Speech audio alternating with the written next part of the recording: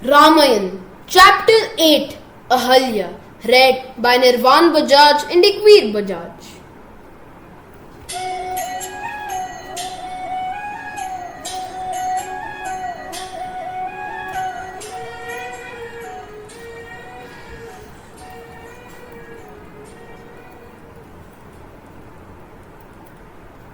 Ramayana, Chapter 8, Ahalya. After a day's stay in the city of Visal, Vishwamitra and his party left for Mithila. On the way, not far from Mithila, they saw a beautiful ashram which seemed untenanted. Ram asked Vishwamitra, "Who is this ashram with ancient trees? Why does such a beautiful abode stand deserted?" Vishwamitra replied, "This ashram is subject to a curse. Sage Gautama lived here with his wife Ahalya, spending his days in peace and holy meditation.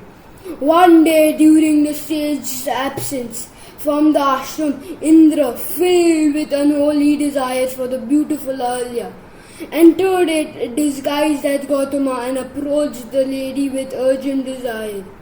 She was not deceived by impersonation, but vain of her beauty and proud that it had won her the love of the Lord of the Celestials.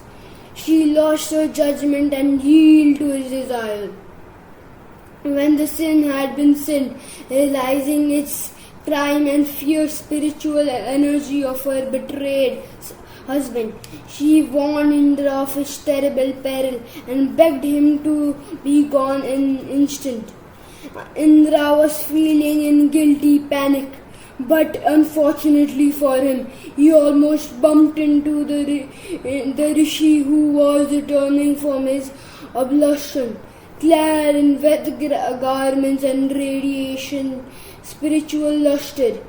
Pretense was hopeless before that all-seeing wisdom, and Indra bowed in abject supplication and threw himself on the mercy of the rishi. The sage looked at him with the wrath and loathing and cursed him. "Lustful beast as you are, dead to all truth and righteousness, may your manhood fall away from you." Indra at once became an eunuch and went back to the Devas in shame. Then the sage turned to his erring wife and prescribed a long penance for her. He said, "Living on air, you shall stay here, unseen by anyone. After a long time, Dasharath's son will pass this way. When he sets foot in this ashram, you will be freed from the curse. Welcome him as a guest. You will then recover your lost virtue and get back your own beauty." The sage then left his violated ashram for Himalayas to engage himself in austerities there. Vishwamitra said to Ram, "Let us enter the ashram. You will bring remetation to Ahalya and rekindle the light in her as the sage promised." And then they went into the ashram. As Ram set foot in the ashram, the curse was lifted, and Ahalya stood before them in all her beauty. Having lain concealed behind leaves and creepers and kept her vow for many years, she now shone, says the poet, in Ram's presence, like the moon emerging from the clouds, like a flame issuing from smoke, and like the sun's reflection in rippling water. Ram and Lakshman touched the feet of the sage's wife, made pure by penance. She welcomed the divine princes with all the customary rites of hospitality. A shower of flowers descended from the heavens as Ahalya cleansed her sin, shone like a goddess. Simultaneously, the sage Gautam returned to the ashram and received his repentant and purified wife back to his affection. That is Ahalya's story as told by Valmiki. There are other in Purans and popular stories, slightly varying versions, but the differences need not trouble us.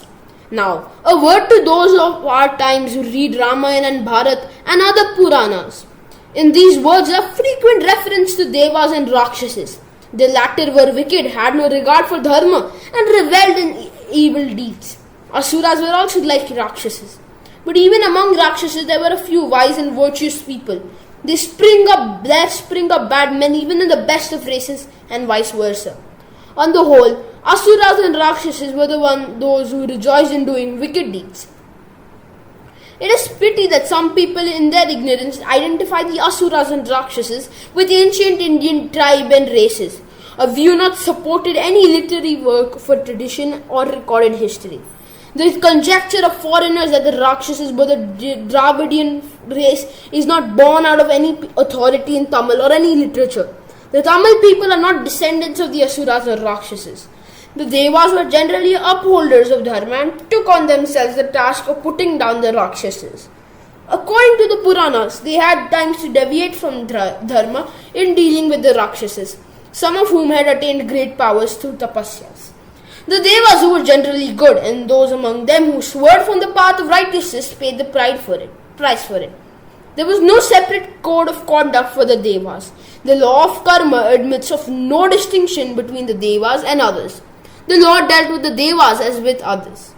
Wedded to virtue as the Devas generally were, lapses on their part appear big to us, like stains on white cloth.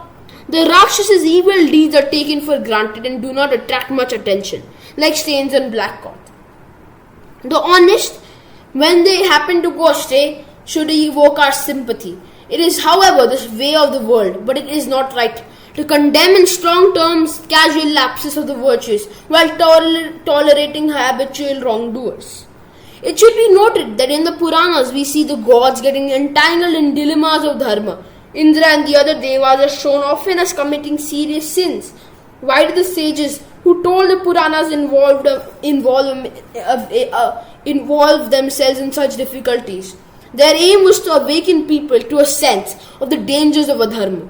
Else the sages did not have deliberately attributed sinful acts to their own heroes and created difficulties for themselves. Some persons take pleasure in jumping to wrong conclusions from the incidents in Puranas. They argue, Ravan was a very good king. Valmiki has falsely accused him of wicked deeds.